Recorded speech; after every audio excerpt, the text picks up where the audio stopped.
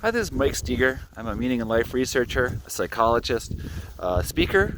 I facilitate workshops. I even do a little therapy in my day. I've done a fair number of things. Not all of them have been as chilly as this. Right now I'm on top of, well, very close to the top. It got a little scary up there. It's covered in ice and snow today, but this is our local landmark. I've talked about before, Horsetooth Rock. It's not exactly Mount Everest. It's not the most, it's like Delicate Arch from Arches National Monument, but it's our Fort Collins landmark. It's pretty cool. And believe it or not, today I've got the place for myself. So I'll give you a little bit of look around to see what we've got going on today. We've got a little bit of a winter squall here in late October. It's just white out over there. And I'll be getting myself down. But I've been thinking about something today, about just how happy I am that I've got this place to myself. I think it's weird, right? So I remember a quote from a book called Dahlgren. It was by a science fiction writer named Samuel R. Delany. I ran across this book when I was like 11 or 12. I found it in the library book sale. It was a paperback in the 50-cent bin or whatever it was. I'd bike down there, and I used to love to go through those. Library book sales and see what they had to offer.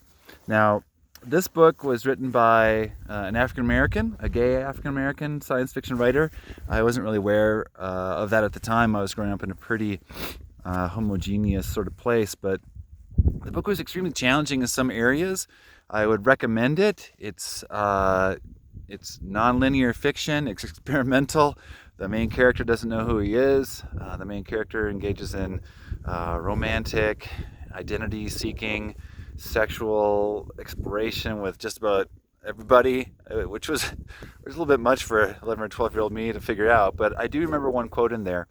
There's an author. Somehow they had a garden party in this post-apocalyptic novel, and there's this author character, and this quote just stuck with me. So the trick isn't to learn to love humanity, but rather to love those members of which happen to be close at hand. That stuck with me because I really wasn't a very happy kid. I didn't feel like humanity really cared about me at all. And so it was really about, could I find people eventually in my life who got me, who would accept me, who I could accept, the variations in behavior that we get from people, right? So sometimes people can be really nice, sometimes people can be really, really horrible. They'll be dealing with their own stuff. I'll be dealing with my own stuff, and somehow it all has to work out in order for us to be happy. And here I am, right? So if we look below us, there's no one coming after me. I was taking a look on the trail on the way here, and it petered off after a while, and I was just excited. I was excited to be alone, which is a little bit weird because I'm all about having a good life, and I know that other folks are really an important part of that. Christopher Peterson, when asked to summarize what we know about positive psychology and human flourishing, said, "Other people matter." 3 words, other people matter. I can't say I love that answer. I would love it if it was just me and me alone, and I just had to sort of set my mind to having a good life, and then it would just happen for me. But like most things, where we struggle is oftentimes where we need to spend our attention. So for me, learning to love is a trickier thing than learning to think about the nature of existence. I'm just happy that I'm alone because oftentimes people bother me, but at the same time I'm intensely worried about the state of the world.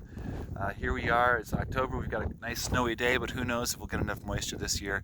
The climate's collapsing around us, we're not changing our behaviors fast enough to do anything about it. Politicians seem bought and paid for by the folks who got the money and are making money off of what's happening to our world. I mean, at least that's how it looks like to me. And the reason I care is because I feel like the world is better than us in a lot of ways. The world is better than me, certainly. Nature is amazing.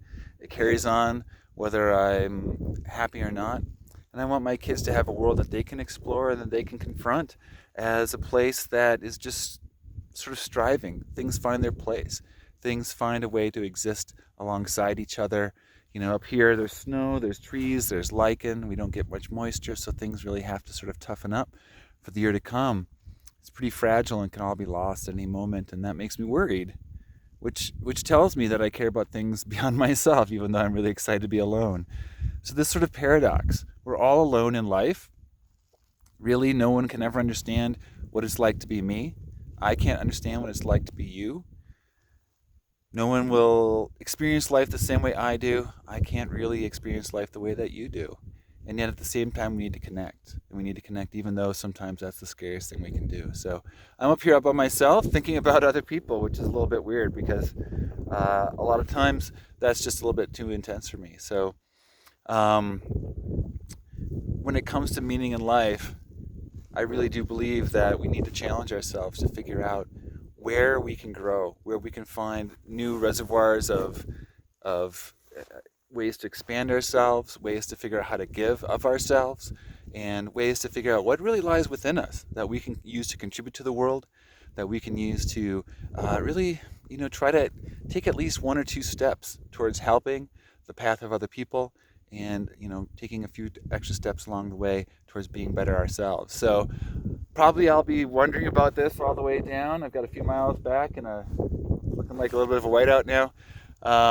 Luckily, I'm not actually very far from home at all, even though it seems a little bit wild. So this is one of those things that seems like an adventure, but probably isn't. Just like it seems like alone, but I know I'm not. So I think that's one of the things I'm pondering today. Sometimes it seems like alone, but we're probably not. And if we're not alone, that means that there's folks there for us, and we can be there for them. So just mulling over and contemplating what it means to stretch ourselves out of where we feel safest and risk that vulnerability to be able to be open to new possibilities and, in fact, also new responsibilities. Hope you enjoyed today's time. I'll give you one last tour of what we've got going on here at the snowy, almost peak of Horsetooth Mountain. And until next time, thanks for tuning in.